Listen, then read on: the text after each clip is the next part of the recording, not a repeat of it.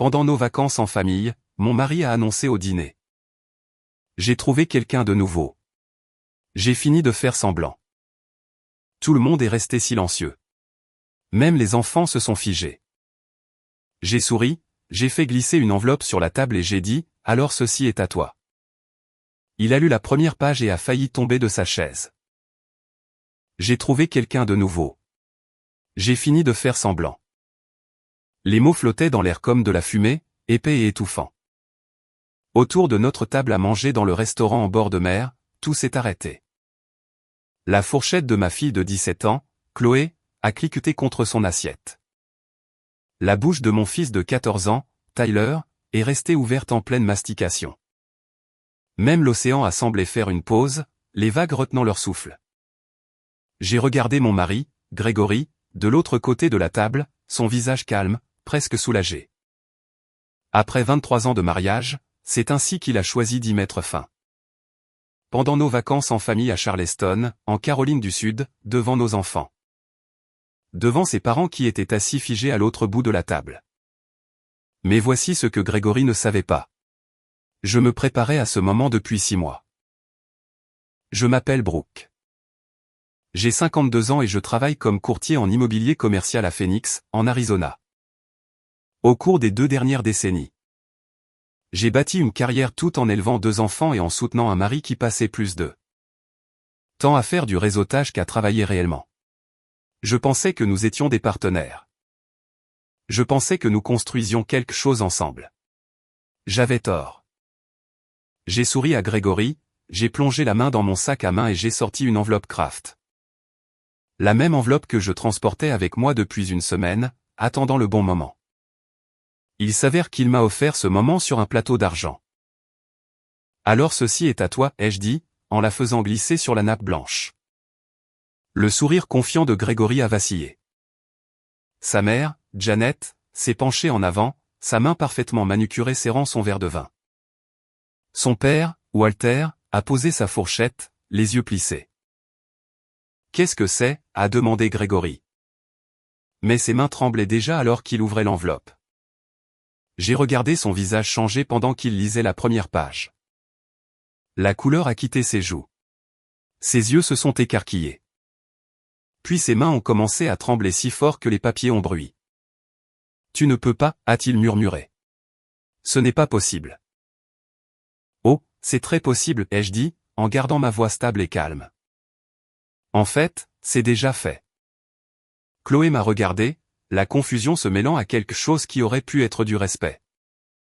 Tyler avait complètement arrêté de mâcher. Janet a tendu la main pour prendre les papiers, mais Grégory les a retirés. Regardant toujours les mots comme s'ils pouvaient se réorganiser en quelque chose de moins dévastateur. La vérité était que je soupçonnais Grégory d'être infidèle depuis presque 1 an. Les nuits tardives, les appels téléphoniques secrets. Le soudain intérêt pour les soins personnels et l'eau de Cologne. Des signes classiques. Mais je ne suis pas le genre de femme qui confronte sans preuve. Et je ne suis certainement pas le genre de femme qui agit sans un plan. Il y a 6 mois, j'ai engagé une détective privée nommée Olivia. Elle était minutieuse, discrète et d'une efficacité terrifiante. En 3 semaines, elle avait des photographies, des messages textes, des reçus d'hôtel et une chronologie qui ferait saliver n'importe quel avocat spécialisé en divorce. Grégory n'avait pas seulement une liaison. Il avait des liaisons, au pluriel. Avec au moins 3 femmes différentes au cours des 2 dernières années. Mais ce n'était même pas la pire partie. En creusant dans les activités de Grégory, Olivia a découvert autre chose. Mon cher mari avait systématiquement vidé nos comptes conjoints et transféré de l'argent vers des compte caché au nom de sa mère. Au cours des 4 dernières années, il avait déplacé près de $200 000. De l'argent que j'avais gagné. De l'argent provenant d'affaires immobilières que j'avais conclues pendant qu'il jouait au golf et faisait semblant de diriger son entreprise de conseil en faillite. Il prévoyait de me quitter. Il prévoyait de me laisser faucher. Alors, j'ai fait mes propres plans. J'ai contacté la meilleure avocate spécialisée en divorce de Phoenix, une femme nommée Catherine, qui avait la réputation d'être absolument impitoyable. Nous avons monté un dossier brique par brique. Nous avons documenté chaque retrait, chaque transfert, chaque mensonge. Nous avons tracé l'argent, gelé les comptes et nous nous sommes préparés pour la guerre. Mais Catherine m'a donné un conseil qui a tout changé. Ne dévoilez pas votre jeu, a-t-elle dit. Laissez-le faire le premier pas, laissez-le penser qu'il a le contrôle, puis écrasez-le. Alors, j'ai attendu. J'ai souri pendant les dîners. J'ai hoché la tête pendant ses plaintes concernant le travail. J'ai réservé ses vacances en famille quand il l'a suggéré. Sachant qu'il prévoyait probablement d'annoncer son départ de manière dramatique. Je ne m'attendais tout simplement pas à ce qu'il soit assez stupide pour le faire devant tout le monde. Le père de Grégory, Walter, a finalement pris la parole. Qu'y a-t-il dans ces papiers, mon fils? Grégory n'a pas pu répondre. Sa mâchoire bougeait, mais aucun mot ne sortait. Des papiers de divorce, ai-je dit pour l'aider. Déposés il y a 3 jours. Sont également incluses des copies de relevés bancaires montrant les 200 000 $ que Grégory a volés de nos comptes conjoints et cachés sous votre nom. Janet. Plus des preuves de multiples liaisons, ce qui en Arizona. Bien qu'il s'agisse d'un état de divorce sans égard à la faute, peut tout de même avoir un impact sur la division des biens lorsqu'il est combiné à une faute financière. Le verre de vin de Janet a glissé de ses doigts et s'est brisé sur le sol carrelé. Le vin rouge s'est répandu sur le blanc comme du sang. Tu mens, a finalement réussi à dire Grégory. Page 7, ai-je dit. Relevé bancaire, ta signature, les comptes de ta mère. Page 12. Photographie du Sheraton en centre-ville. Page 15. Message texte discutant de la façon dont tu serais enfin libre de la sorcière frigide. C'est moi. Apparemment. La sorcière frigide qui a payé ton assurance automobile pendant la dernière décennie. Chloé a émis un petit son qui aurait pu être un rire ou un sanglot. Tyler a regardé son père avec quelque chose que je n'avais jamais vu auparavant. Du dégoût. Maman, a murmuré Chloé, est-ce que c'est vrai? Très vrai, ma chérie. Grégory s'est levé si vite que sa chaise a basculé en arrière. Tu ne peux pas faire ça. Je vais te combattre. Je vais tout prendre. J'ai souri encore plus. Avec quel argent, Grégory? Avec quel avocat?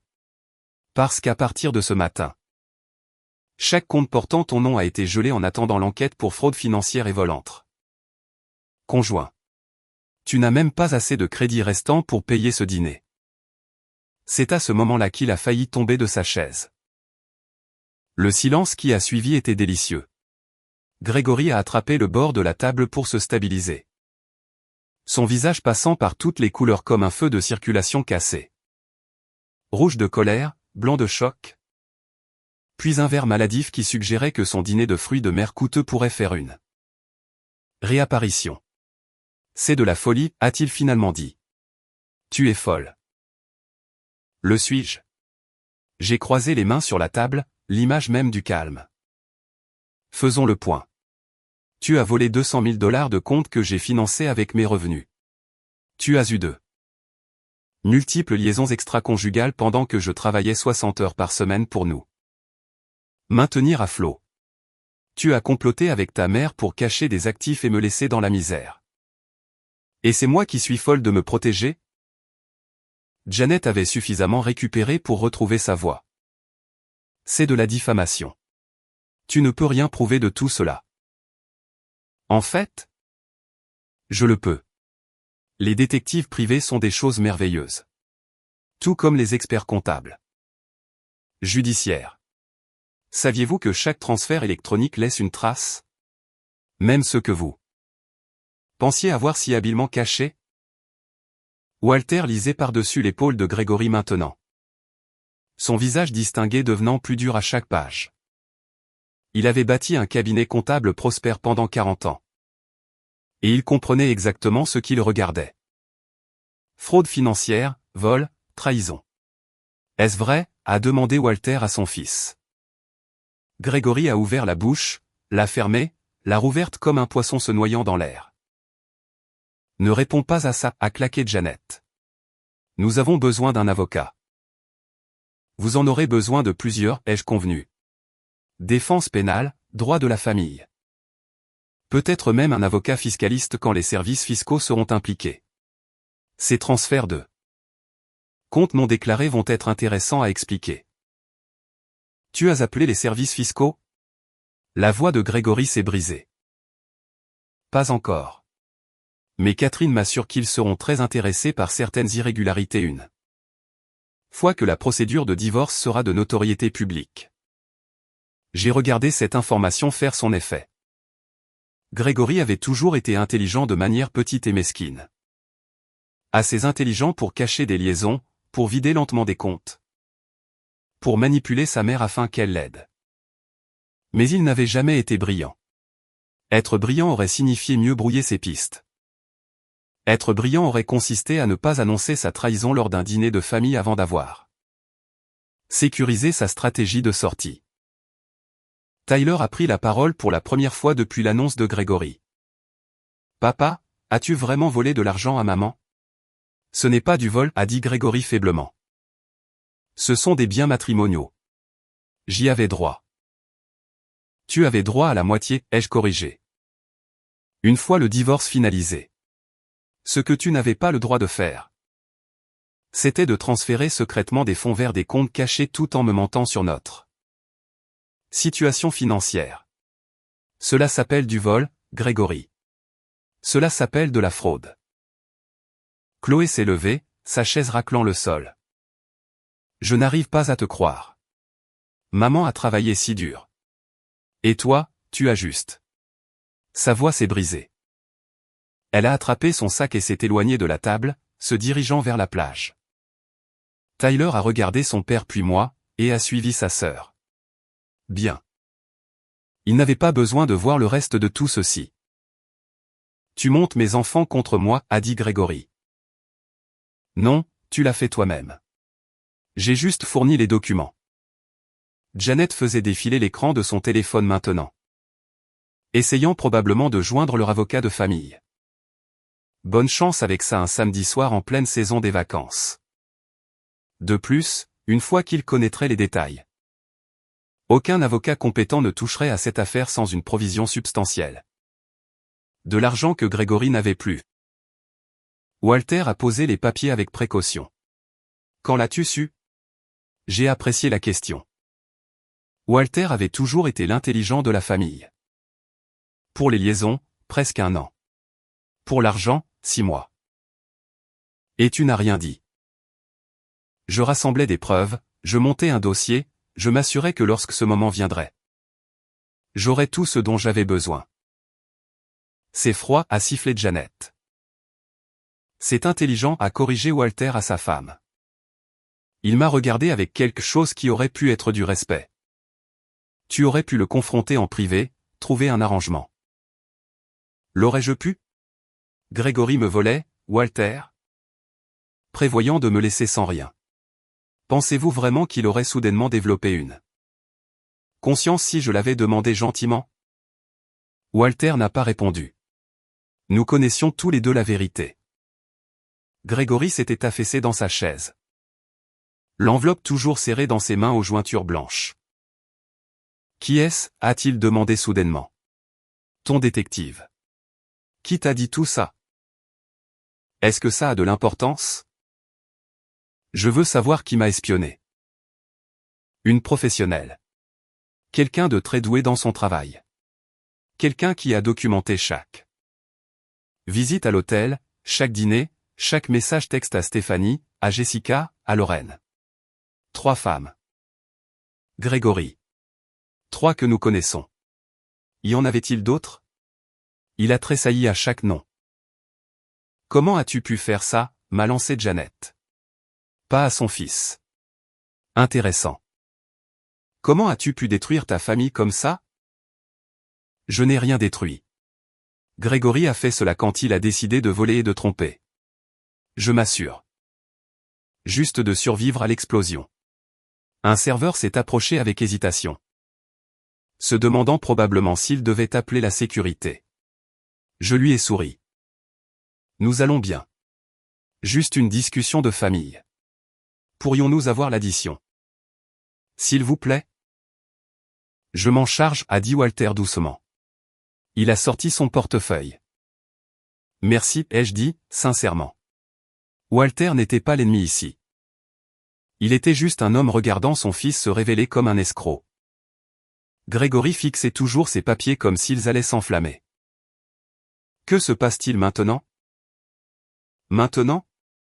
Maintenant tu trouves un avocat. Bien que je te souhaite bonne chance pour avoir les moyens de t'en payer un. Tu trouves où tu vas vivre puisque la maison est uniquement à mon nom. Tu expliques à tes enfants pourquoi tu as jeté leur famille à la poubelle. Et tu vis avec les conséquences de tes choix. Ce n'est pas fini, a-t-il dit. Mais sa voix n'avait aucune conviction. En fait, Grégory.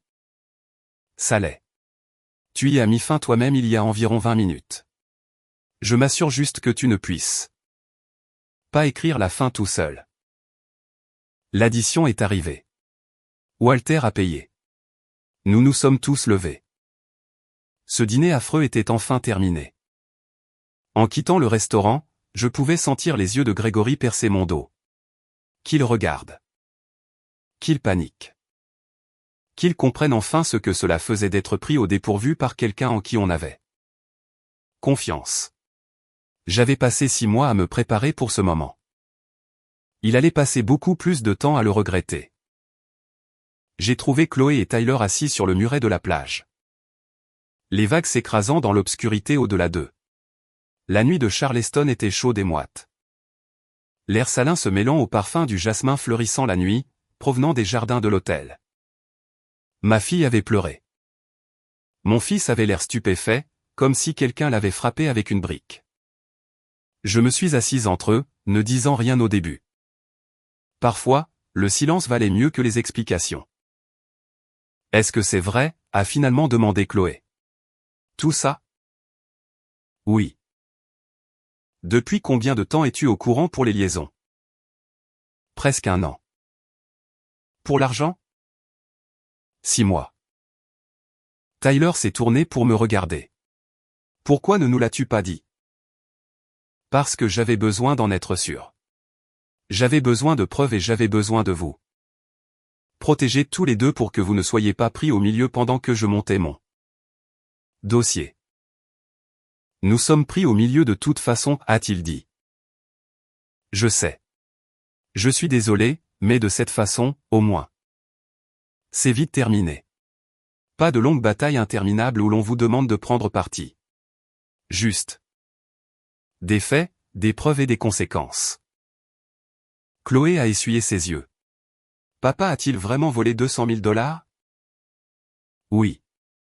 De l'argent que j'ai gagné en vendant des propriétés commerciales.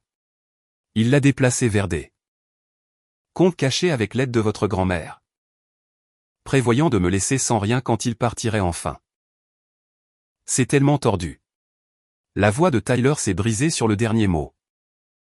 Il essayait tellement d'être fort, d'être un adulte, mais il n'avait que 14 ans.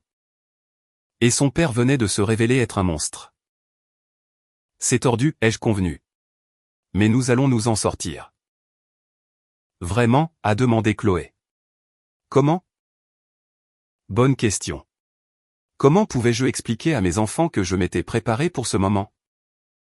Que j'avais gelé des comptes, engagé des avocats, tout documenté. Que leur mère était devenue froide et calculatrice parce qu'être froide et calculatrice était le seul moyen de survivre. La maison est uniquement à mon nom, ai-je dit. Votre père a insisté là-dessus il y a 8 ans pour des raisons fiscales. Cela s'est avéré être la chose la plus intelligente qu'il ait jamais faite pour moi. Les comptes conjoints sont gelés. Mais j'ai mes propres comptes dont il n'a jamais eu connaissance. De l'argent que j'ai mis de côté. Chaque mois sur mes commissions, au cas où. Je me préparais à cette possibilité depuis un moment. Tu savais qu'il ferait ça, a demandé Tyler. Je me doutais qu'il le pourrait. Votre père est malheureux depuis des années. J'ai pensé que nous pourrions peut-être surmonter cela. Aller en thérapie de couple. Réparer ce qui était cassé. Mais ensuite, j'ai découvert les liaisons et l'argent. Et j'ai réalisé qu'il ne restait rien à réparer. Chloé a appuyé sa tête sur mon épaule. Que se passe-t-il maintenant? Maintenant. Nous retournons à Phoenix une fois ces vacances terminées. Nous vivons dans notre maison. Vous. Restez tous les deux dans vos écoles. Tout reste aussi normal que possible. Votre père devra trouver un autre endroit où vivre. Il aura un droit de visite, mais vu son comportement. Je ne pense pas que l'un ou l'autre de vous sera forcé de passer du temps avec lui si vous ne le voulez pas. Je ne veux pas, a dit Chloé immédiatement. Tyler est resté silencieux pendant un moment. Il a vraiment dit qu'il avait trouvé quelqu'un de nouveau, juste comme ça. Comme si nous ne comptions pas. C'était la partie qui m'avait le plus brisé le cœur. Pas la trahison envers moi, mais la cruauté désinvolte envers ses propres enfants. Oui, ai-je dit. Alors qu'il aille se faire voir. Tyler s'est levé, époussetant le sable de son short. Désolé, maman, mais qu'il aille se faire voir. J'aurais dû corriger son langage. Au lieu de cela, j'ai juste hoché la tête. Certaines situations méritaient des grossièretés. Nous sommes restés assis là un peu plus longtemps. À écouter l'océan et à regarder la lune peindre des chemins d'argent sur l'eau. D'autres familles passaient. Des couples se tenant la main. Des enfants se poursuivant avec des jouets lumineux. Des gens normaux passant des vacances normales. Nous ne serions plus jamais cette famille-là. Mon téléphone a vibré. Un message texte de Catherine, mon avocate. J'ai entendu dire que vous aviez remis les papiers. Comment l'a-t-il pris? J'ai répondu, il a failli tomber de sa chaise. Parfait. Appelez-moi lundi. Nous avons du travail à faire. Du travail, n'est-ce pas? Ce n'était que le début. Il y aurait des dates d'audience, des dépositions, des disputes sur les biens et la garde. Grégory se battrait, parce que c'est ce que font les hommes faibles quand ils sont acculés. Il mentirait, manipulerait, essaierait de me dépeindre comme la méchante. Mais j'avais des preuves. J'avais des faits. J'avais une trace écrite qui pourrait étouffer un cheval. Plus important encore, j'avais la vérité. Maman. La voix de Chloé était toute petite. Est-ce que ça va? Est-ce que j'allais bien? Mon mariage se terminait. L'homme que j'avais aimé pendant plus de 2 décennies m'avait trahi de toutes les manières possibles. J'étais sur le point de devenir une mère célibataire, recommençant à 0 à 52 ans. Je vais bien, ai-je dit, et je le pensais. Nous sommes retournés à l'hôtel ensemble, mes bras autour de mes 2 enfants. Dans le hall, nous avons croisé Grégory qui se disputait avec sa mère en chuchotement dur. Ils ont tous deux levé les yeux quand nous nous sommes approchés. Le visage de Janet était pincé par la fureur. Celui de Grégory était désespéré. Brooke, s'il te plaît, a-t-il commencé. Pouvons-nous juste en parler? Je pense que tu as dit tout ce que tu avais à dire au dîner. J'ai fait une erreur. J'étais confus. Je ne le pensais pas. Quelle partie ne pensais-tu pas? Trouver quelqu'un de nouveau, avoir fini de faire semblant. Ou les 200 000 $ que tu as volés? Il a tressailli. Janet lui a attrapé le bras. Ne dis rien d'autre. Pas avant que nous ayons une représentation légale. Bon conseil, ai-je convenu. Tu devrais écouter ta mère. Elle a eu beaucoup de pratique pour t'aider à cacher des choses. Nous sommes passés devant eux pour aller aux ascenseurs. Au moment où les portes se fermaient, j'ai jeté un dernier coup d'œil au visage de Grégory. Il avait l'air perdu, effrayé, et soudain très vieux. Bien. Dans notre chambre d'hôtel. Chloé et Tyler ont affirmé qu'ils voulaient regarder des films et décompresser. Je les ai laissés faire. Me retirant sur le balcon avec mon téléphone et un verre de vin que j'avais pris dans le minibar. L'océan s'étendait devant moi, sombre et infini. Quelque part là-bas, mon avenir m'attendait. Un avenir sans Grégory. Un avenir où je n'aurais pas à me demander si on me mentait. Un avenir bâti sur la vérité au lieu de fausses promesses. J'ai levé mon verre vers la lune. Au nouveau départ. La lune n'a pas répondu, mais je n'en avais pas besoin. Je savais déjà ce qui allait suivre. Le reste des vacances à Charleston a été surréaliste. Nous sommes restés la semaine entière parce que j'avais payé pour ça. Et je n'allais pas laisser l'implosion de Gregory gâcher le peu de temps en famille qu'il nous restait. De plus, le regarder se tortiller était étrangement satisfaisant. Il a déménagé dans un autre hôtel le lendemain matin. Walter a payé pour cela, ai-je appris plus tard. Après que Gregory a découvert que ses cartes de crédit étaient au maximum et ses comptes bancaires gelés. Janet a essayé de m'appeler 2 fois, laissant des messages vocaux de plus en plus hystériques sur la façon dont je détruisais leur famille. Je les ai supprimés sans les écouter jusqu'au bout. Chloé et Tyler semblaient plus légers sans leur père dans les parages. Nous sommes allés à la plage, avons visité des maisons historiques. Avons mangé des fruits de mer jusqu'à en être gavés. Dans les moments calmes, je les surprenais à me regarder avec de nouveaux yeux. Comme s'ils voyaient quelqu'un qu'ils n'avaient jamais vraiment remarqué auparavant. Tu es plutôt une dure à cuire, maman, a dit Chloé un après-midi alors que nous achetions des souvenirs. Ton langage, ai-je dit automatiquement, mais je souriais. Le vrai chaos a commencé quand nous sommes rentrés à Phoenix. Catherine avait été très occupée pendant nos vacances.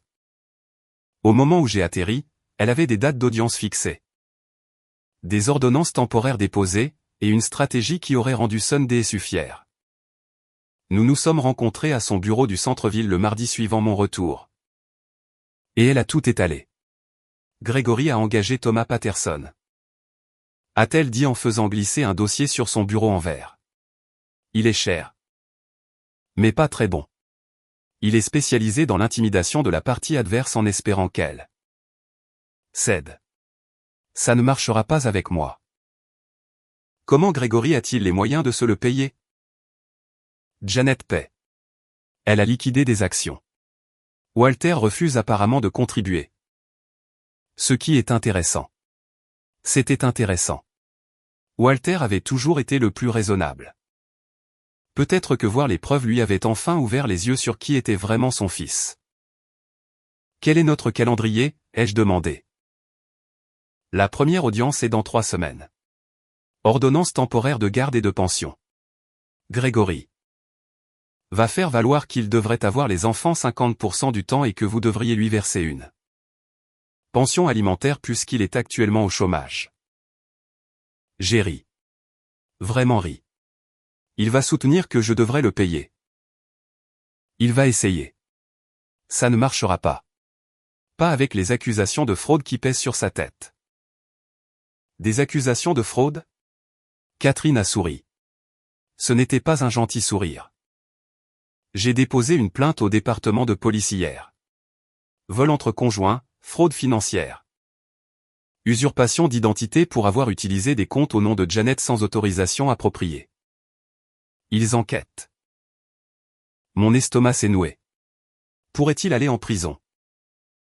Probablement pas. Mais il pourrait faire face à des amendes, à des exigences de restitution et à un casier judiciaire. Plus important encore. Cela renforce notre position dans le divorce. Un juge ne verra pas d'un bon œil quelqu'un qui a volé 200 000 $ à sa femme. Je me suis adossé, assimilant tout cela. C'était réel. Cela se produisait vraiment. Que dois-je faire? Continuez à vivre votre vie. Continuez à travailler. Continuez à être le parent stable. Documentez tout. Chaque message de Gregory, chaque appel, chaque interaction. Et quoi que vous fassiez, ne vous engagez pas avec Janet. Elle essaie de construire un récit selon lequel vous êtes vindicative et instable. Suis-je vindicative? Vous vous protégez, vous et vos enfants. Il y a une différence. J'ai quitté le bureau de Catherine en me sentant à la fois responsabilisé et terrifié. C'était la guerre, et j'avais tiré le premier coup. Maintenant, je devais vivre avec les conséquences. La première conséquence est arrivée 3 jours plus tard sous la forme de Gregory se présentant chez moi. J'étais dans mon bureau à domicile, préparant une présentation pour une réunion avec un client. Quand on a sonné à la porte. Par la fenêtre, je pouvais voir sa voiture dans l'allée. Ma voiture, en fait. Le SUV que j'avais acheté il y a 2 ans et que j'avais stupidement mis à nos 2 noms. J'ai envisagé de ne pas répondre, mais Chloé était à l'étage en train de faire ses devoirs. Et je ne voulais pas qu'elle ait à faire face à lui seule s'il décidait de faire un scandale. J'ai ouvert la porte, mais je ne l'ai pas invité à entrer. « Que veux-tu, Grégory ?»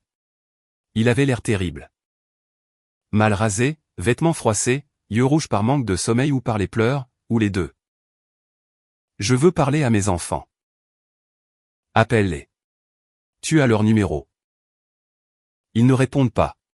« Ce n'est pas mon problème. »« Tu les as montés contre moi. »« Non, tu as fait cela quand tu as annoncé que tu avais trouvé quelqu'un de nouveau et que tu les as abandonnés au dîner.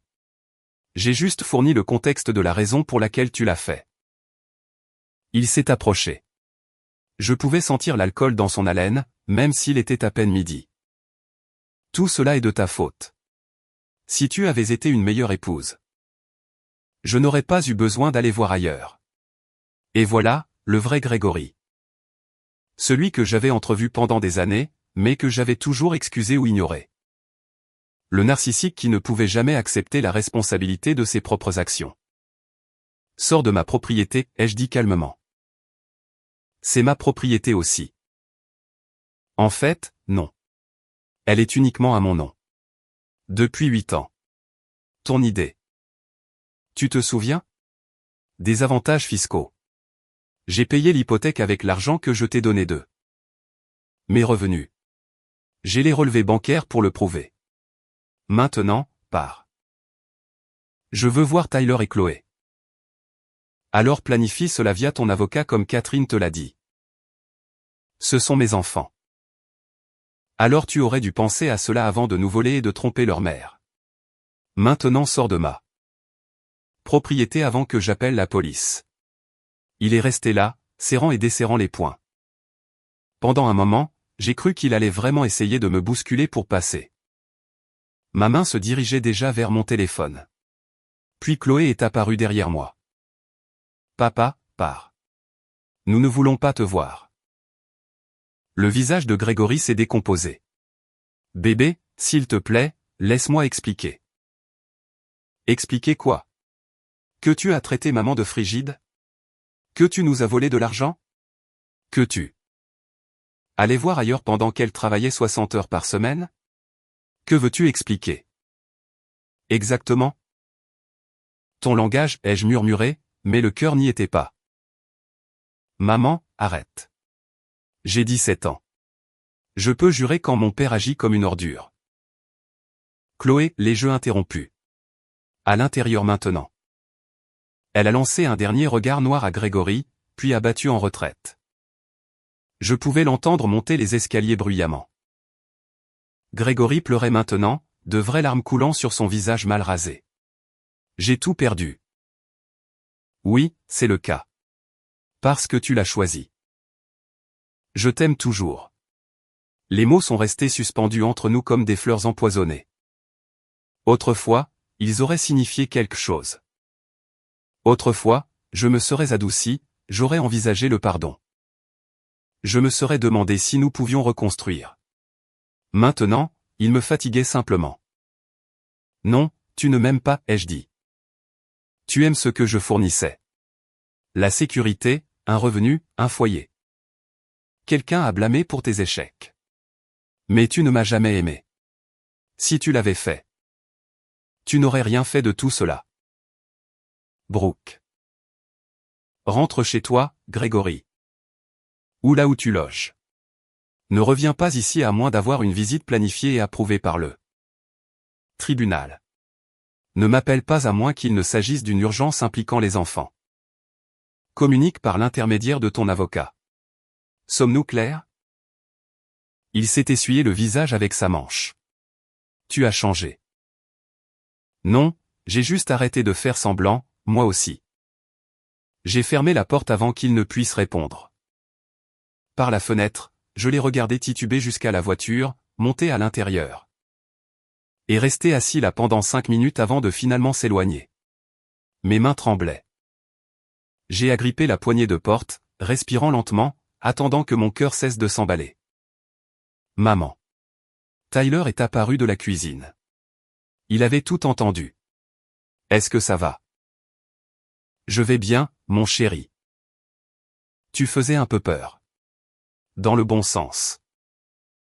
J'ai réussi à lâcher un faible rire. Merci, je crois. Va-t-il continuer à venir ici?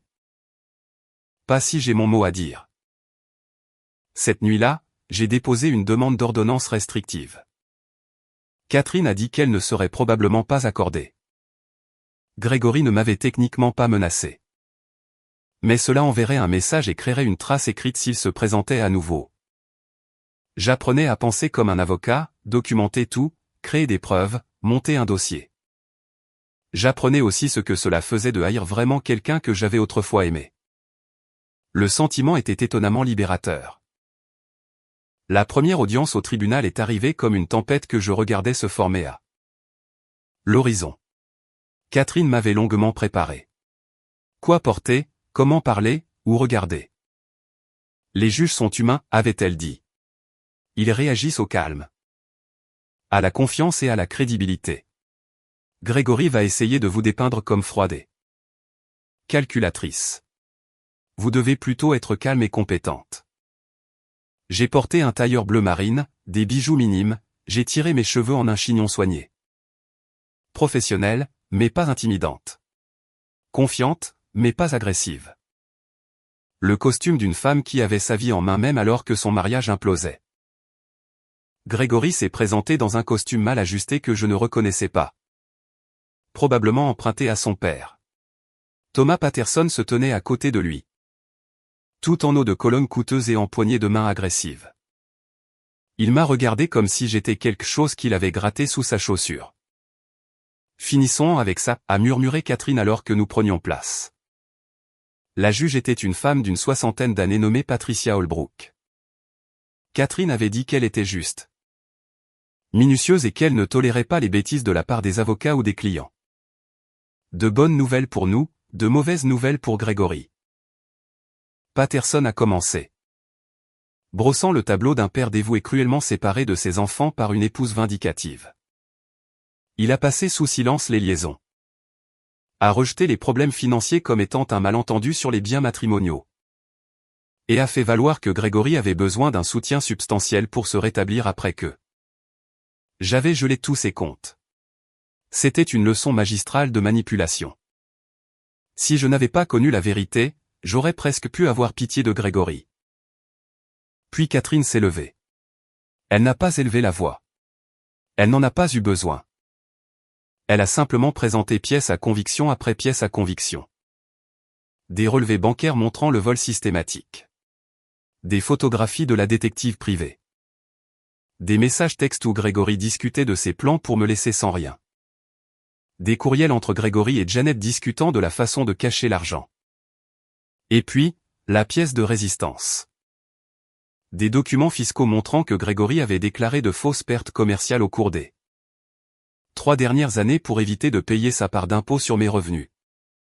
La juge Holbrook devenait plus froide à chaque pièce à conviction. Monsieur Patterson, a-t-elle dit quand Catherine a terminé.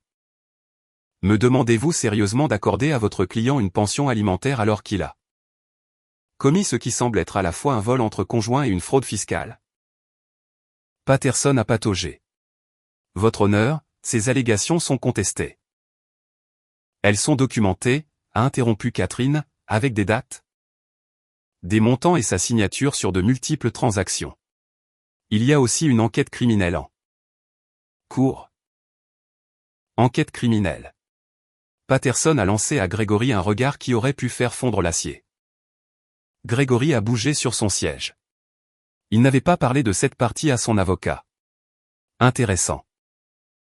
La juge Holbrook a feuilleté ses notes. J'ordonne la garde temporaire à Madame Brooke. Avec des droits de visite supervisés pour Monsieur Grégory en attendant le résultat de l'enquête. Criminel. Pas de pension alimentaire. En fait, Monsieur Grégory, vous avez l'ordre de restituer les 200 000 $ au patrimoine conjugal dans les 30 jours. Votre honneur, Il n'a pas accès à ces fonds, a dit Patterson faiblement. Alors je suggère qu'il trouve le moyen d'y accéder. 30 jours. Prochaine audience dans 60 jours pour évaluer les progrès sur la restitution financière et les résultats de l'enquête criminelle. La séance est levée. Le marteau s'est abattu comme un coup de feu. Patterson réprimandait déjà Gregory en chuchotement dur alors que nous quittions la salle d'audience. Catherine m'a serré le bras. Ça s'est mieux passé que je ne l'espérais. Il doit rembourser dans les 30 jours où il sera accusé d'outrage, ce qui signifie une possible peine de prison. Ira-t-il vraiment en prison? Probablement pas. Janet liquidera probablement plus d'actifs pour l'aider, mais ça fera mal. Et c'est ce qui compte. Nous sommes sortis sous le soleil de Phoenix. C'était en avril, et la chaleur commençait tout juste à s'installer vers les mois d'été brutaux. Je me sentais plus légère que je ne l'avais été depuis des mois. Des années, peut-être. Un verre pour fêter ça, a demandé Catherine. Ce sera pour une autre fois. Je dois aller chercher Tyler à l'entraînement de baseball. Puis un café demain matin pour discuter des prochaines étapes. Marché conclu. Je suis allé jusqu'à l'école de Tyler, surfant toujours sur l'euphorie de la victoire. Gregory avait pensé qu'il pourrait manipuler le système. Utiliser son charme et l'argent de sa mère pour me dépeindre comme la méchante. Au lieu de cela, il avait été démasqué pour ce qu'il était exactement. Mais l'euphorie n'a pas duré longtemps. J'attendais sur le parking de l'école quand mon téléphone a sonné. Numéro inconnu. J'ai failli ne pas répondre, mais quelque chose m'a poussé à décrocher. Est-ce Brooke? Qui le demande?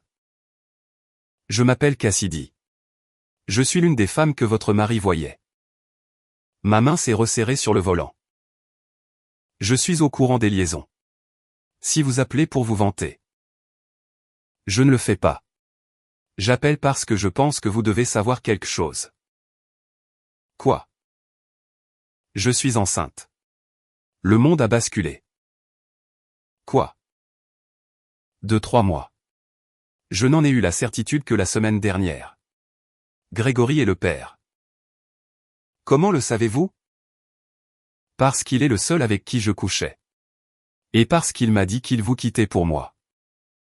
Il a dit qu'il allait divorcer de vous, m'épouser, et que nous allions fonder une famille ensemble. Je ne pouvais plus respirer, je ne pouvais plus penser. C'était au-delà de la trahison. C'était l'anéantissement. Êtes-vous là? A demandé Cassidy. Je suis là. Je ne savais pas qu'il était marié quand nous nous sommes rencontrés. Il a dit qu'il était séparé. Au moment où j'ai découvert la vérité. J'étais déjà trop impliqué. Et maintenant je suis enceinte et il ne répond pas à mes appels. Pourquoi me dites-vous cela? Parce que je pensais que vous deviez le savoir. Et parce que je voulais vous avertir que je garde le bébé et que je vais déposer une demande de pension alimentaire. Je sais que vous divorcez. J'ai vu les documents judiciaires. Ils sont du domaine public. Je voulais juste que vous le sachiez avant que cela n'apparaisse dans les dossiers du tribunal. Mes mains tremblaient si fort que je pouvais à peine tenir le téléphone. Gregory le sait-il? Je lui ai laissé une douzaine de messages. Il n'a pas répondu. Merci d'avoir appelé. Je suis désolée, a-t-elle dit, et elle avait l'air sincère. Pour tout cela. Elle a raccroché. Je suis restée assise là sur le parking, regardant les parents venir chercher leurs enfants. Regardant le monde normal continuer pendant que le mien explosait à nouveau. Un bébé. Gregory avait mis l'une de ses maîtresses enceintes. Tyler est apparu à la fenêtre de la voiture. Son sac de baseball sur l'épaule. Il a jeté un coup d'œil à mon visage et son sourire s'est effacé. Maman, que s'est-il passé? Monte, ai-je réussi à dire. Nous devons rentrer à la maison. Il n'a pas posé de questions pendant le trajet. Il est resté assis silencieusement pendant que j'agrippais le volant et essayais de ne pas crier. Quand nous sommes rentrés à la maison, je suis allé directement dans ma chambre et j'ai appelé Catherine. Nous avons un problème, ai-je dit quand elle a répondu. Quel genre de problème? Le genre où Grégory a mis l'une de ses maîtresses enceinte et où elle demande une pension alimentaire. Un silence, puis... Oh, c'est en fait parfait. Parfait? En quoi est-ce parfait? Parce que cela détruit toute sympathie qu'il aurait pu gagner. Cela prouve que les liaisons n'étaient pas seulement des erreurs émotionnelles. Cela montre un schéma, une intention et une conséquence.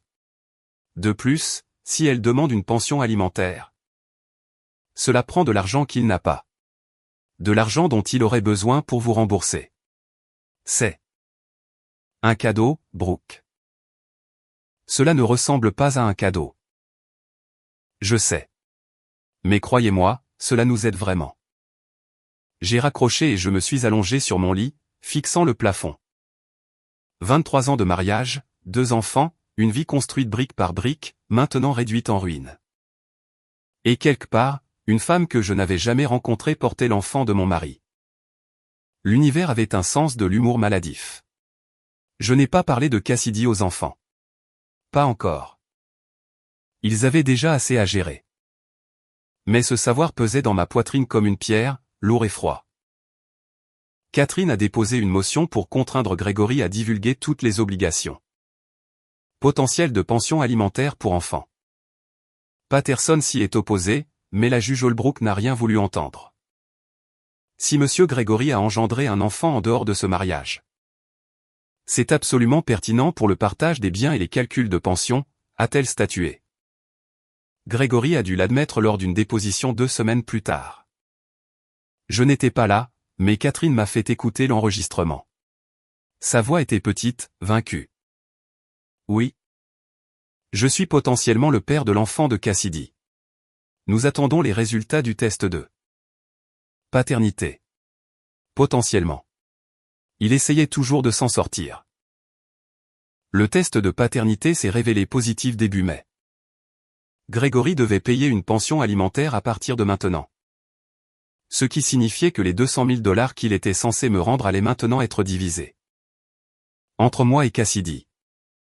Janet était furieuse, m'appelant à toute heure jusqu'à ce que je bloque son numéro. Walter, en revanche, est passé à la maison un soir avec une bouteille de vin et des excuses.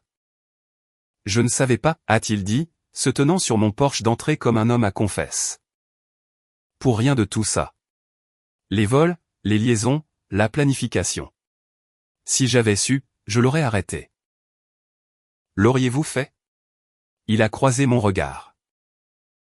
J'aimerais le penser. J'ai passé 40 ans à bâtir une réputation sur l'honnêteté et l'intégrité. Pour découvrir que mon fils n'a ni l'une ni l'autre.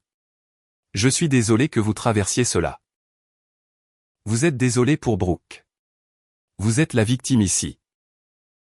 Nous sommes tous victimes des choix de Grégory. Même lui, d'une certaine manière. Walter a souri tristement. Vous êtes plus indulgente qu'il ne le mérite. Nous sommes restés là un moment, l'air du soir chaud et sec comme dans le désert. Janet est convaincue que vous avez planifié tout cela, a-t-il dit. Que vous avez piégé Grégory pour qu'il se révèle. Je l'ai piégé. Mais seulement après avoir découvert ce qu'il faisait depuis des années. Je lui ai juste donné assez de cordes pour se pendre lui-même. L'annonce des vacances était-elle votre idée? Non, c'est du pur Grégory. J'avais juste les papiers prêts pour quand il ferait son mouvement. Walter a secoué la tête. Je l'ai élevé mieux que ça. Je pensais l'avoir fait, en tout cas. Certaines personnes ne veulent pas être meilleures, elles veulent juste être à l'aise. Il est parti après avoir fini son vin. J'ai apprécié la visite plus que je ne saurais l'exprimer. Il était bon de savoir que tout le monde dans la famille de Grégory n'était pas délirant. Juin est arrivé avec des températures grimpant au-delà de 100 degrés. La deuxième audience du tribunal était prévue pour la mi-mois. Grégory n'avait toujours pas rendu les 200 000 $. Il affirmait que Janet avait l'argent immobilisé dans des investissements qui prendraient du temps à être liquidés. La juge Holbrook n'était pas compatissante. Monsieur Grégory, vous aviez 30 jours. Cela fait 60 jours. Soit vous produisez les fonds. Soit vous m'expliquez pourquoi vous ne devriez pas être accusé d'outrage. Patterson s'est levé. Votre honneur. La mère de mon client travaille avec son conseiller financier pour accéder aux fonds. C'est une question de paperasse et de synchronisation du marché. C'est une question de votre client commettant une fraude et refusant ensuite de faire restitution. A contré Catherine. Il a volé cet argent sur 4 ans. Il peut le rendre immédiatement s'il le choisit. La juge Holbrook a tapoté son stylo contre son bloc-notes. Je vous accorde une dernière prolongation. 2 semaines. Si l'argent n'est pas rendu d'ici là. Monsieur Gregory, vous passerez 30 jours dans la prison du comté pour outrage. Le visage de Gregory est devenu blanc. La prison? La vraie prison?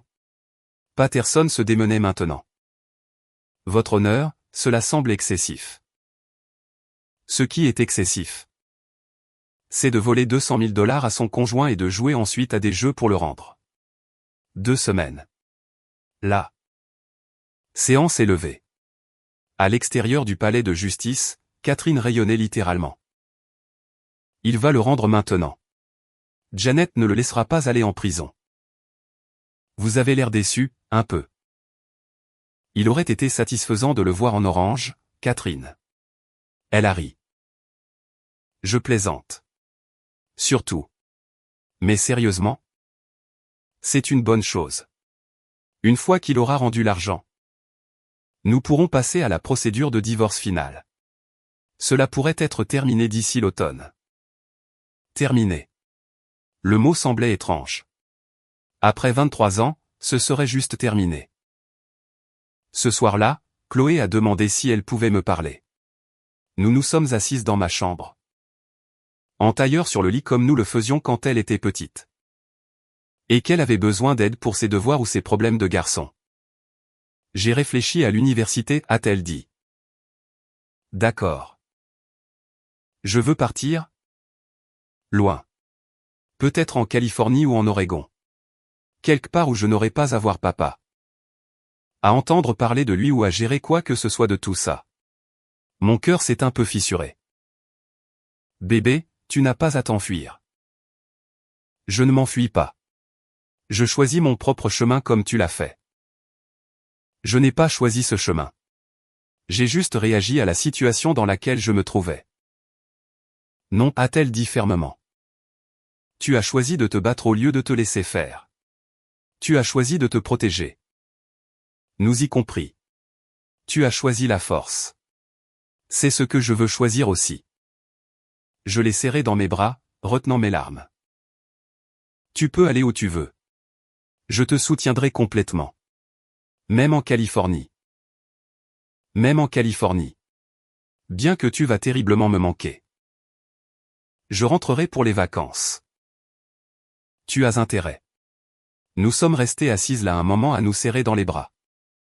Et j'ai réalisé que peut-être ce cauchemar tout entier avait donné à ma fille quelque chose de précieux. Pas seulement la certitude que les femmes pouvaient être fortes, mais la permission de choisir son propre chemin sans culpabilité.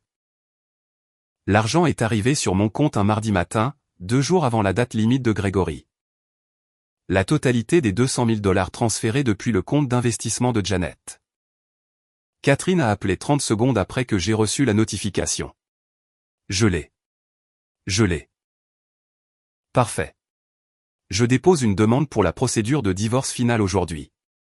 Nous ferons valoir qu'il a violé le contrat de mariage par infidélité, vol et fraude. Nous ferons pression pour que vous gardiez la maison. La plupart des actifs et un droit de visite minime pour lui. Avec le bébé de Cassidy en route et les accusations criminelles toujours en cours, nous sommes en position de force. Combien de temps? 2, peut-être 3 mois avant que ce ne soit finalisé. Vous serez libre pour votre anniversaire. Mon anniversaire était en septembre. Libre à 53 ans. La pensée aurait dû me rendre heureuse. Au lieu de cela, je me sentais juste vide. Ce week-end-là, j'ai emmené Tyler et Chloé faire de la randonnée à Camelback Mountain. Nous avons grimpé au petit matin avant que la chaleur ne devienne insupportable. Atteignant le sommet juste au moment où le soleil transformait le désert en or. Maman, a dit Tyler, respirant fort après l'ascension. Penses-tu que papa s'excusera un jour? Je ne sais pas, veux-tu qu'il le fasse? Le voulais-je? J'avais dépensé tellement d'énergie à être en colère, à être stratégique, à être forte. Mais sous tout cela, voulais-je des excuses, une explication? Un signe que l'homme que j'avais aimé pendant 2 décennies avait réellement existé? Je pense que je veux qu'il comprenne ce qu'il a détruit, ai-je finalement dit. Mais je ne pense pas qu'il soit capable de ce genre de conscience de soi. C'est triste, a dit Chloé. Ça l'est. Mais ce n'est pas notre responsabilité de lui faire comprendre. Nous devons juste avancer. Nous sommes restés là au sommet de la montagne. Regardant Phoenix s'étendre en dessous de nous comme une promesse. La ville où j'avais bâti ma carrière, élevé mes enfants, survécu à mon mariage. La ville où j'allais construire mon avenir, à quoi qu'il puisse ressembler. L'audience finale du divorce était prévue pour la fin août. À peine 3 semaines avant mon 53e anniversaire. L'été à Phoenix était brutal cette année-là, les températures oscillant autour de 115 degrés. L'air si sec qu'il brûlait les poumons. J'avais l'impression que la ville elle-même essayait de me purifier par le feu. Gregory vivait dans un petit appartement près de Tampa.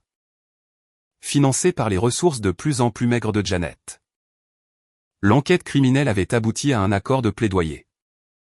Il éviterait la prison s'il payait une restitution et acceptait 3 ans de probation. Walter avait finalement tapé du poing sur la table et refusé de contribuer davantage à la défense juridique de son fils. Janet s'est retrouvée à porter seule tout le fardeau. Cassidy a eu son bébé en juillet, une fille qu'elle a appelée Sophie. Gregory l'a vue 2 fois. Selon les documents d'application des pensions alimentaires pour enfants que Catherine m'a montrés. Il avait déjà 3 mois de retard dans les paiements.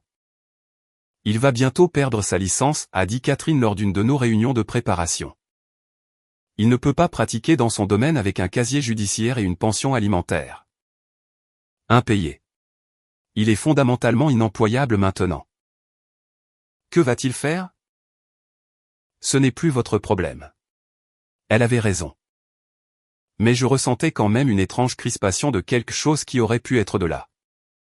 Pitié. 23 ans ne s'évaporaient pas simplement, même s'il l'aurait dû. La nuit précédant l'audience. Chloé est venue dans ma chambre avec ses lettres d'acceptation à l'université. Elle avait été acceptée dans 3 écoles en Californie. 2 en Oregon et une dans l'État de Washington. Je pense à l'université de San Diego, a-t-elle dit. Étalant les lettres sur mon lit comme des cartes de tarot lisant l'avenir. C'est loin. C'est le but, maman. Nouveau départ. Nouvelle vie. Comme celle que tu obtiens. Je n'obtiens pas une nouvelle vie. Je récupère juste l'ancienne. Non, tu en obtiens une meilleure. Tu obtiens la version où tu ne portes pas un poids mort. J'ai voulu argumenter. Lui dire que son père n'était pas un poids mort. Qu'il avait apporté quelque chose à notre famille en dehors de la douleur et des dettes. Mais je n'arrivais pas à trouver ce qu'était ce quelque chose. Tyler était moins décisif quant à son avenir. À 15 ans, il était coincé dans cet espace terrible entre l'enfance et l'âge adulte. Regardant sa famille imploser et essayant de comprendre qui il était censé devenir.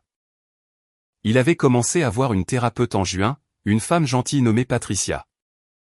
Spécialisée dans les adolescents faisant face à des traumatismes familiaux. Comment va Tyler, lui ai-je demandé lors d'une séance de suivi pour les parents. Il est en colère, a dit Patricia. Ce qui est sain. Il a le droit d'être en colère. Il est aussi triste et confus. Et parfois soulagé que la tension soit enfin terminée. Tout cela est normal. Est-ce qu'il ira bien, à terme? Les enfants sont résilients et il vous a, vous? Ce qui compte plus que vous ne le réalisez probablement. Le matin de l'audience. Je me suis habillé avec le même tailleur bleu marine que j'avais porté à chaque comparution au tribunal, mon uniforme de guerre. Catherine m'a rejointe sur les marches du palais de justice, l'air élégant en gris. Avec son porte-document comme une arme. Prête? Aussi prête que possible. N'oubliez pas, Grégory va tenter une dernière manipulation. Il pourrait pleurer. Il pourrait supplier. Il pourrait essayer de se faire passer pour la victime. Ne réagissez pas, restez calme. Laissez-moi m'occuper de lui. À l'intérieur, la salle d'audience était froide à cause de la climatisation agressive. Un contraste saisissant avec la fournaise extérieure. Grégory était déjà là avec Patterson, tous deux ayant l'air de préférer être n'importe où ailleurs. Grégory avait perdu du poids, son costume pendant sur lui comme des vêtements d'épouvantail. Ses cheveux grisonnaient aux tempes d'une manière que je n'avais jamais remarquée auparavant. Il avait l'air vieux, vaincu, brisé. Bien. La juge Holbrook est entrée et nous nous sommes tous levés. Elle avait été assignée à notre affaire depuis le début, ce qui, selon Catherine, était une chance. Elle a tout vu depuis le début. Elle sait exactement qui est Grégory. La procédure a commencé avec Patterson faisant une dernière tentative désespérée pour obtenir la garde partagée et une répartition plus équitable des biens. Mon client a fait des erreurs, a-t-il dit. Mais il reste le père de ses enfants. Il mérite de maintenir une relation avec eux. Il a des visites supervisées, a déclaré la juge Holbrook. Qu'il a utilisé exactement 4 fois en 6 mois. Si monsieur Grégory voulait une relation avec ses enfants, il en a eu amplement l'occasion. Il a dû faire face à des changements de vie importants. Des changements de vie qu'il a créés par ses propres choix. Monsieur Patterson. Je pratique le droit de la famille depuis 30 ans. Je peux repérer un manipulateur quand j'en vois. 1. Votre client a volé sa femme, l'a trompée à plusieurs reprises. A eu un enfant avec une autre femme et n'a montré aucun remords ni aucune responsabilité. Je ne suis pas intéressé par la récompense de ce comportement. Patterson s'est assis. Il savait quand il était battu. Catherine a présenté nos requêtes finales. Je garderai la maison, mes comptes de retraite et 70% des biens matrimoniaux restants. Grégory aurait ses effets personnels, sa voiture, qui avait 8 ans et qui fonctionnait à peine. Et 30% des biens, moins la restitution qu'il devait encore.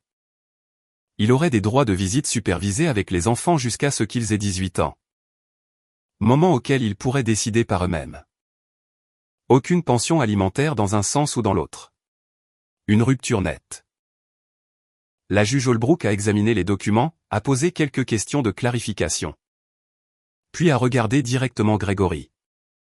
Monsieur Grégory, avez-vous quelque chose à dire avant que je ne rende ma décision? Grégory s'est levé lentement. Je me suis préparé aux larmes, aux supplications, à la manipulation dont Catherine m'avait averti. Je suis désolé, a-t-il dit doucement. Pour tout ça. J'ai été égoïste et stupide. Et j'ai détruit la meilleure chose que je n'ai jamais eue. La salle d'audience était silencieuse. Même la juge Holbrook a semblé surprise par cet aveu direct. Je n'attends pas le pardon, a poursuivi Grégory. Je ne le mérite pas. Je voulais juste que Brooke sache qu'elle avait raison sur tout. Sur moi. Sur ce que j'ai fait.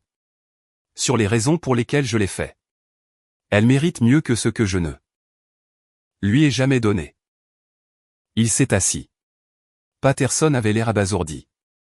Le sourcil de Catherine s'est légèrement levé. Je n'ai rien ressenti. Ces mots n'étaient que des mots. Des sons vides dans une pièce froide. Trop peu, beaucoup trop tard. La juge Holbrook s'est raclé la gorge. Merci pour votre honnêteté, monsieur Grégory, même si elle arrive à la 11e heure. Cependant, les remords n'annulent pas les dommages. J'accorde le divorce selon les termes proposés par l'avocate de Madame Brooke. Ce mariage est dissous. Vous êtes tous les deux libres d'aller de l'avant avec vos vies. Le marteau s'est abattu une dernière fois. C'était terminé. Les marches du palais de justice étaient aveuglantes sous le soleil doux. Catherine parlait des documents finaux et des transferts de biens, mais je l'entendais à peine. 23 ans venaient d'être réduits à des signatures sur des documents juridiques et au prononcé d'un juge. Fait. Terminé. Fini. Brooke. Catherine a touché mon bras. Est-ce que ça va? Je ne sais pas ce que je ressens. Vous êtes libre. C'est ce que vous êtes. Libre. Le mot semblait étrange. Comme si on essayait des vêtements qui ne nous allaient pas encore tout à fait. J'avais été la femme de Grégory pendant si longtemps que je n'étais pas sûr de qui était Brooke. Sans ce titre attaché. Rentrez chez vous, a dit Catherine. Ouvrez du vin.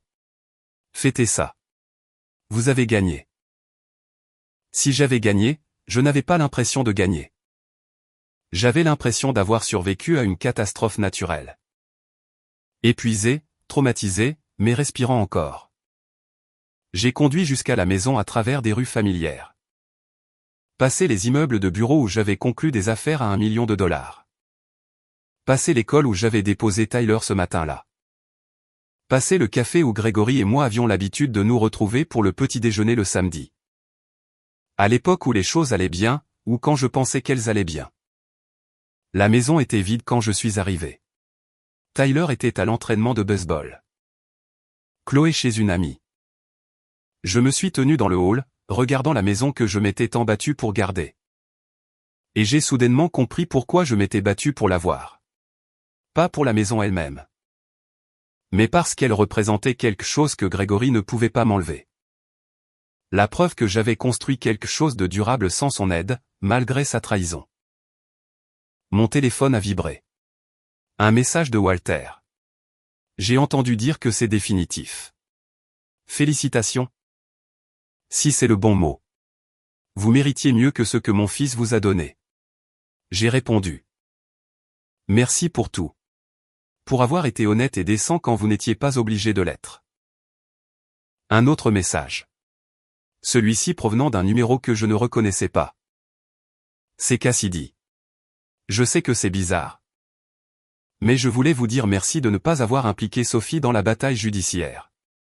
Elle ne mérite pas d'être un dommage collatéral. Aucun de nous ne le méritait, ai-je répondu.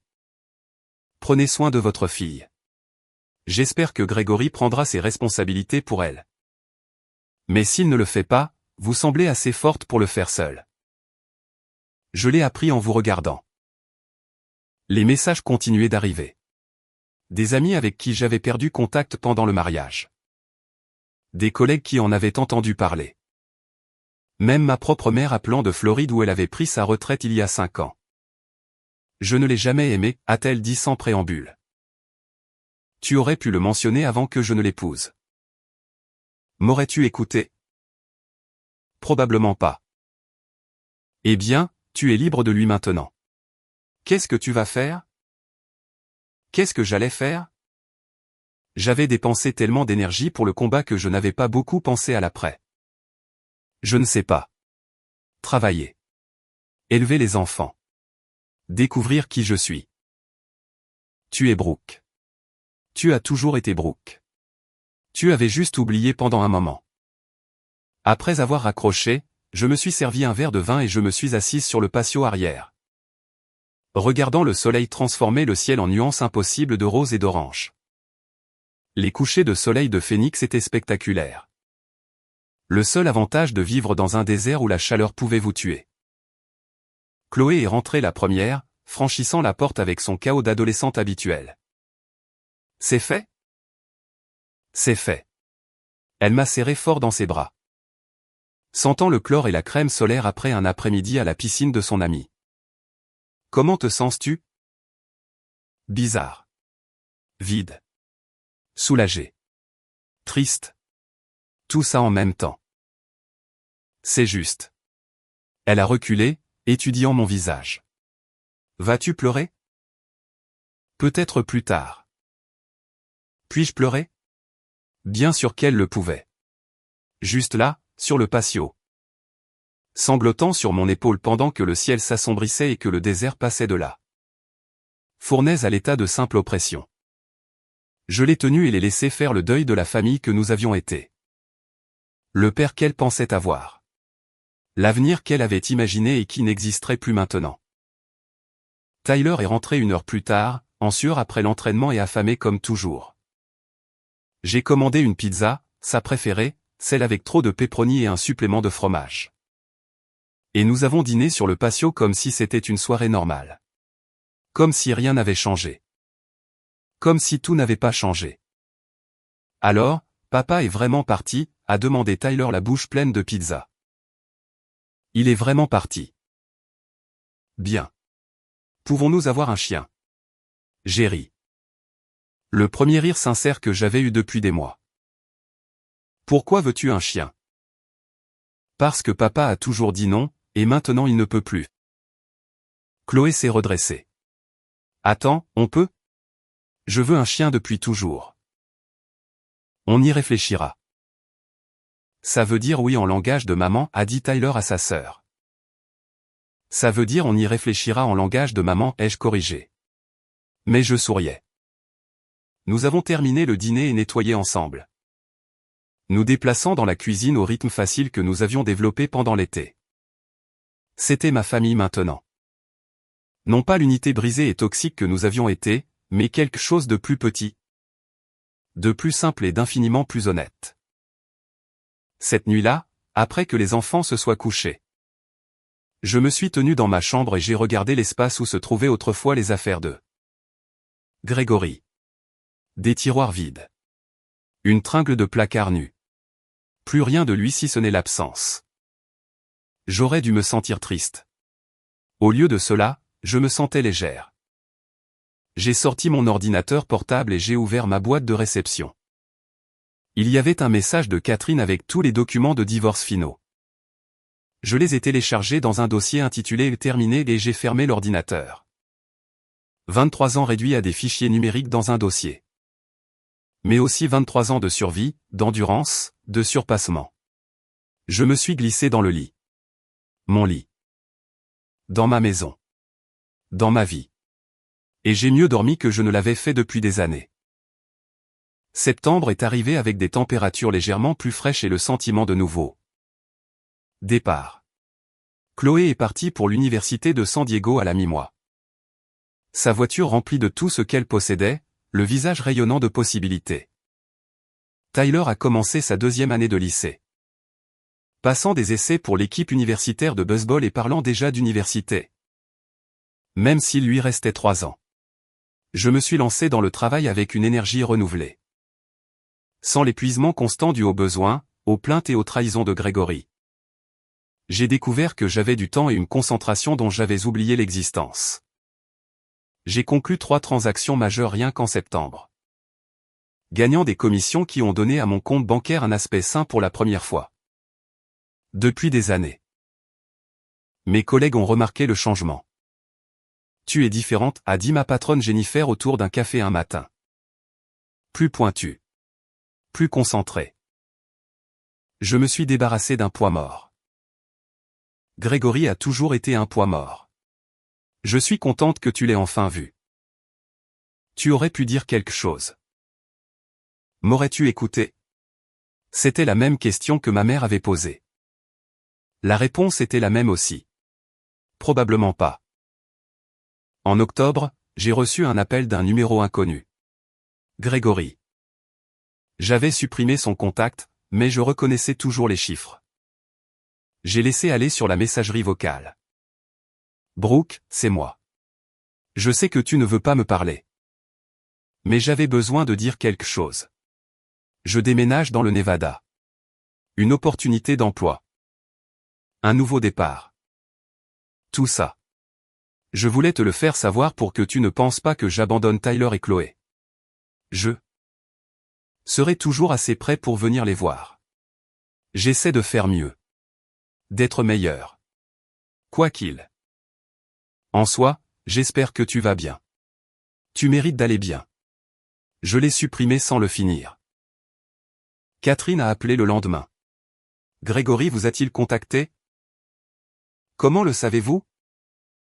Parce qu'il m'a envoyé un avis officiel de son déménagement. Requis par l'accord de garde. Il prend un emploi dans un concessionnaire automobile à Las Vegas. Poste de vendeur. Tant mieux pour lui, je suppose.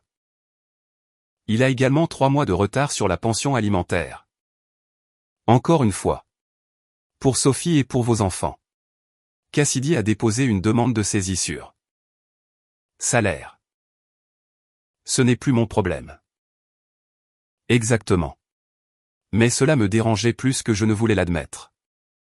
Pas parce que j'avais besoin de son argent. Ce n'était pas le cas. Mais parce que Tyler et Chloé méritaient un père qui tenait ses engagements, qui était présent. Qui essayait. Au lieu de cela, ils avaient eu Gregory, qui s'était enfui au Nevada et joué les victimes. Tyler a pris la nouvelle avec stoïcisme. Peu importe. Je ne voulais pas le voir de toute façon. Chloé était plus philosophique. C'est peut-être mieux ainsi. Une rupture nette. Pas de visite forcée et gênante où nous faisons.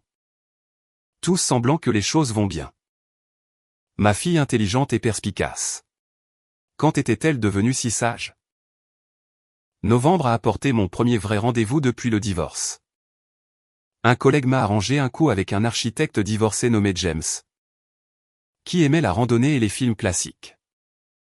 Nous nous sommes retrouvés pour dîner dans un restaurant calme. Avons parlé pendant 3 heures et nous sommes quittés avec la promesse de recommencer. Il m'a envoyé un message le lendemain. J'ai passé un très bon moment.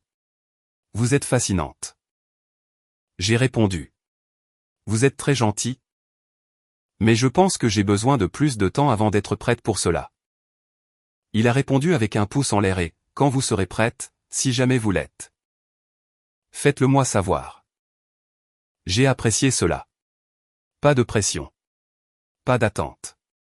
Juste de l'espace pour guérir. Les fêtes approchaient avec un mélange d'appréhension et d'anticipation. Premier Thanksgiving sans Gregory. Premier Noël. Mais aussi les premières fêtes où je n'avais pas à gérer ses humeurs, ses parents, ses exigences.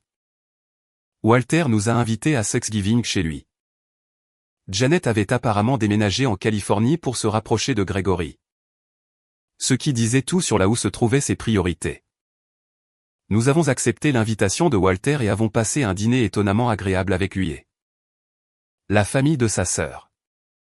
Des gens qui avaient toujours été gentils avec moi, même quand j'étais marié à Gregory.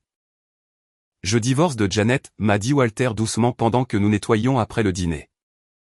J'aurais dû le faire il y a des années. Il a fallu la regarder cautionner Gregory pour m'ouvrir. Enfin les yeux. Je suis désolé. Ne le soyez pas. Certains mariages sont censés se terminer. Le mien? Le vôtre? Nous nous en portons tous les deux mieux. Pour Noël, j'ai emmené Tyler à San Diego pour rendre visite à Chloé. Nous avons passé une semaine à la plage. À manger des tacos au poisson et à regarder le coucher du soleil sur le Pacifique. Chloé s'était fait des amis, avait rejoint des clubs. Avait découvert qu'elle adorait la biologie marine. Elle s'épanouissait. Je pense que j'ai fait le bon choix. A-t-elle dit un soir alors que nous nous promenions le long du rivage. Partir, recommencer à zéro. Tu l'as fait. Absolument. Tu devrais aussi. J'ai recommencé à zéro. Je suis divorcé, tu te souviens? Non. Je veux dire vraiment recommencer à zéro. Faire des rencontres. Voyager. Faire quelque chose de fou.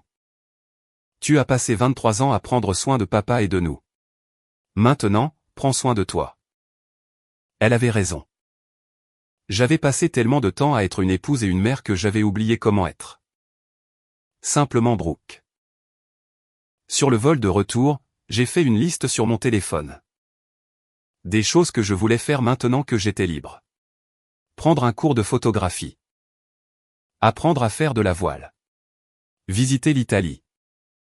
Lire tous les livres que j'avais été trop fatigué pour lire. Dire oui aux opportunités que j'avais été trop occupé pour considérer.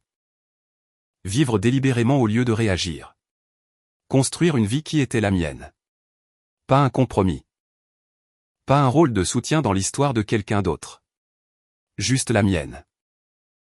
Le déménagement de Gregory à Las Vegas a duré 6 mois avant qu'il ne soit renvoyé pour avoir manqué. Le travail et s'être présenté ivre. Il a rebondi de travail en travail après cela, des postes de vendeur principalement. Chacun durant moins longtemps que le précédent. Sa relation avec Cassidy s'est complètement détériorée après qu'il a manqué le premier anniversaire de Sophie. Et elle a fini par obtenir une ordonnance restrictive lorsqu'il s'est présenté à son appartement, exigeant de l'argent. Tyler et Chloé ont cessé de répondre à ses messages au moment où Tyler a obtenu l'équivalent de son baccalauréat. Il est devenu un fantôme dans leur vie. Un appel téléphonique maladroit occasionnel pour les anniversaires, qu'il tolérait par obligation plutôt que par affection.